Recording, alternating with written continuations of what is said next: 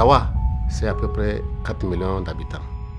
Tawa, c'est un peu plus de 663 000 km², avec une population diversifiée, les Hausa, les Peul, les Touaregs, plus les autres groupes ethno-linguistiques qui vivent dans les centres urbains.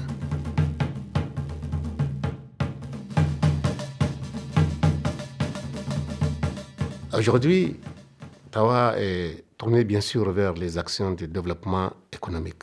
D'abord l'agriculture. L'agriculture est le premier facteur de développement de la région de Tawa. Et à travers cette agriculture, les autorités de la 7e République ont eu à mettre suffisamment de moyens. L'État a institué un certain nombre de programmes qui ont permis de faire beaucoup des infrastructures de mobilisation en eau, des seuils, de dépandage, des retenues d'eau, des mini-barrages, qui ont permis l'amélioration ou bien l'augmentation des superficies cultivables, surtout en irrigué. Quand on maîtrise l'eau, on maîtrise la production. Donc l'augmentation des superficies irrigables a été aussi accompagnée par l'appui conséquent de l'État en intrants et équipements agricoles qui ont permis aux gens de rentrer et de produire beaucoup.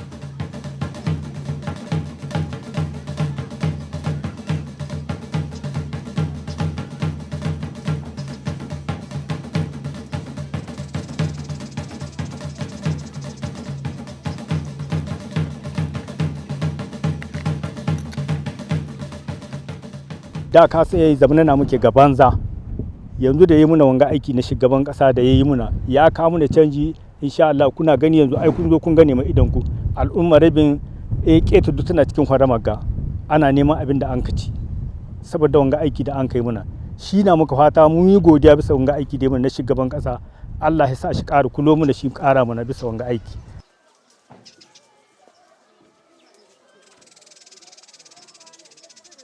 Depuis l'arrivée de son Excellence, Monsieur le Président de la République, Alhaji Mahamadou Issoufou au pouvoir, il y a eu beaucoup d'investissements dans ce volet-là. Des barrages, des seuils d'épandage au niveau de la région de Tawa. Et je peux citer 3 grands barrages qui ont été réalisés. Il y a le barrage de Tagelegel, capable de mobiliser 11 millions de mètres cubes d'eau.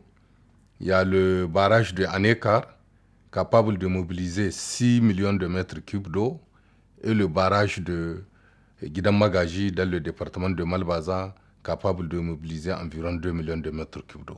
On peut citer d'autres mini-barrages tels que Tarabissa, Angoualdania et beaucoup de seuils d'épandage. Nous sommes des fonctionnaires de l'État, nous sommes payés à la fin de chaque mois. Le paysan, lui, son salaire, c'est dans ce qu'il peut produire. Et la production est possible parce que quand tu mobilises de l'eau à quelqu'un, je crois que tu lui as tout fait.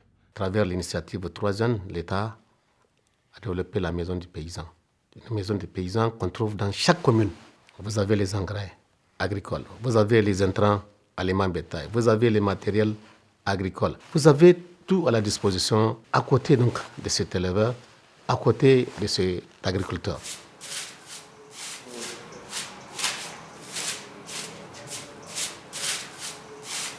Vous savez, le Niger, particulièrement donc la région de Tawa, sa partie nord, c'est une zone à vocation pastorale. L'année a été très bonne, pâturage abondante, des mares permanentes et semi-permanentes dans les régions, qui met à l'aise l'éleveur. À cela, bien sûr, vient s'ajouter l'appui de l'État.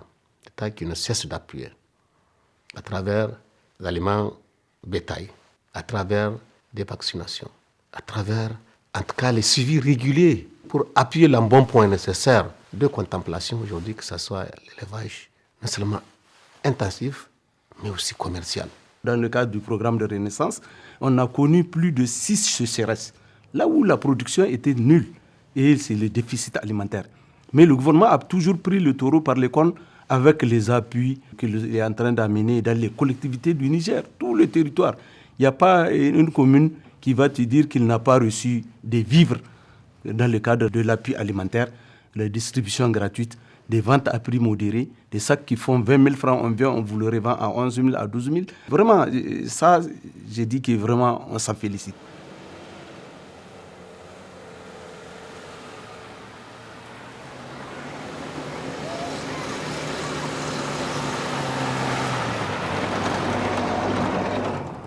L'hydraulique.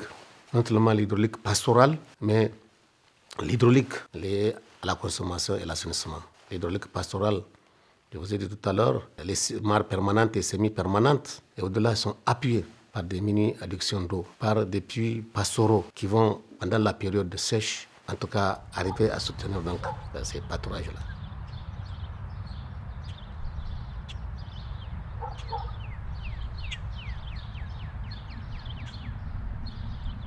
Aujourd'hui, le Niger, vraiment, dans tous les pays du monde, surtout dans la sous-région africaine, on ne fait que s'en féliciter et on appelle même Issoufou le champion.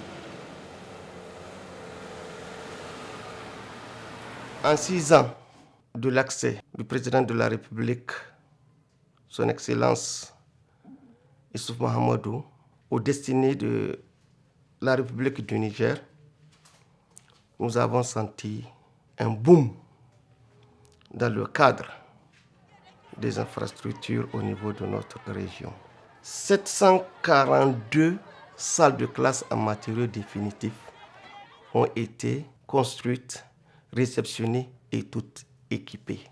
C'est un grand ouf pour l'enseignement-apprentissage dans notre région.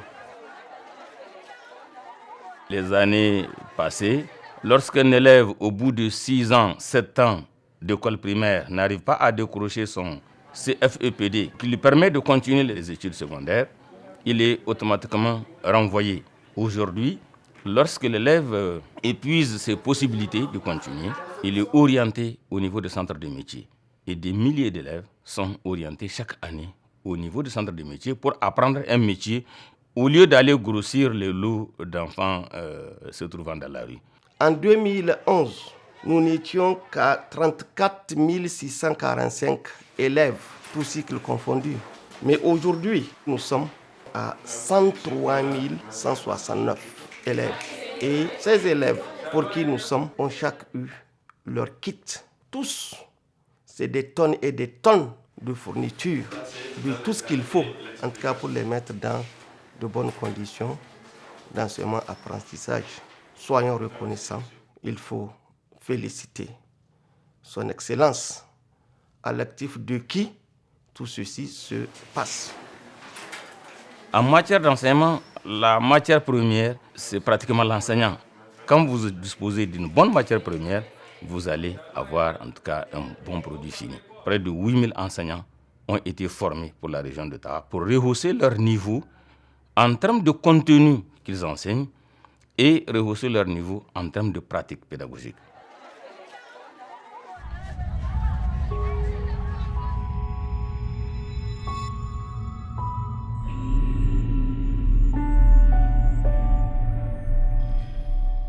L'objectif que le président s'est donné comme préoccupation première, c'est l'amélioration de la santé de la population. Et de façon spécifique, c'est l'amélioration de la couverture sanitaire au niveau de toutes les régions, particulièrement au niveau de la région de Tawa.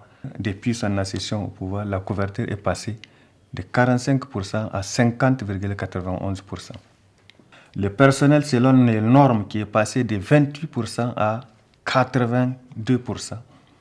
Les centres de santé intégrés avec un seul agent qui est passé de 45 à 75%. Et le taux d'accouchement assisté par un personnel qualifié qui est passé de 28 à 54%. Il y a aussi le taux de mortalité infantile qui a chuté de 318 pour 1000 naissances vivantes à 87 et le taux de mortalité maternelle qui est baissé de 700 à 455 et pour 100 000 femmes. En termes d'action concluante, c'est surtout la dotation de toutes les formations sanitaires en ambulance. Au niveau de la région de Tawa, nous avons reçu 37 ambulances. Cela nous a permis de prendre en charge toutes les femmes en difficulté au moment de naissance dans les régions, en tout cas difficiles d'accès, dans les régions qui sont très éloignées des formations sanitaires.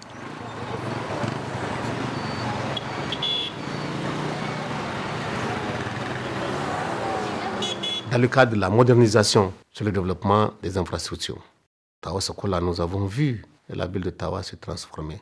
Transformation à travers Les routes que vous pouvez voir de l'aéroport, la résidence du gouverneur, de l'entrée de Tawa au centre-ville, de l'entrée d'Agadez centre-ville, cela montre effectivement que Tawa est en train de changer. Comme quelqu'un l'a dit la fois dernière, Tawa est devenu comme vraiment un petit Paris. C'est pour cela, nous, de notre côté, on ne fait que faire des efforts pour maintenir vraiment cette ville propre. Président Mohamed Issouf, mun gode da abin da muna wanga gyara da yayi mun ji daɗi. Ya hidda mu da cikin wani hali da ake ciki nan. Tawa yanzu ta zama sakola, ta yi wani ba a ma cewa komi, abin ya burge kowa da kowa. Au nom de ces populations-là, je peux vous dire que Tawa aujourd'hui salue en tout cas toutes les actions entreprises par le président de la République, son Excellence Alhaji Ousmane, qui a apporté à travers son programme non seulement de la modernisation économique, la modernisation culturelle, pour amener les Nigériens non seulement au travail, un travail en toute responsabilité, avec plus de conscience, mais aussi aller vers le développement économique. Les derniers discours, la croissance du Niger, de 6% aujourd'hui, l'objectif atteindre les 7%, qui automatiquement va placer le Niger parmi les pays africains en développement. Et je crois que c'est une bonne chose. Et c'est pourquoi donc, nous, en tant que responsables régionaux, en tout cas, nous appuyons en tout cas cette politique du président de la République à travers son Premier ministre et les membres du gouvernement.